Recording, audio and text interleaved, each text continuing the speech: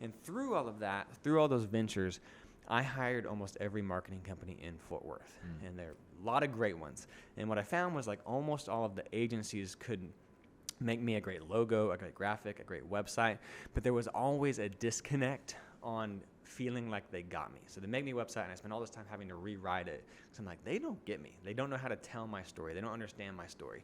And then, and I think the reason being, I think a great brand is in part, here's your logo and graphics, it's important, but I believe words sell things. Graphics don't sell things, words sell things. And so I kept finding these marketing companies would spend all this emphasis and time on graphics and logos and visual things, but they didn't spend any time getting to know or articulate my story and creating language around it. So that's one of the big secrets of what we do with Sixth Avenue Storytelling is help people identify and communicate and explain those two stories. The flip side, I also built all my businesses on social media, using content, throwing content out there. And one of the things I found is all these ad agencies weren't set up to do that. So I'm juggling these businesses, I'm growing a team, and I kept saying, can you take over my social media? And they would either say, no, we don't do that. We are an ad agency. We do advertising. So we can do your pay-per-click advertising social media. But we don't know how to do your 3, 4, 5, 6 days a week content.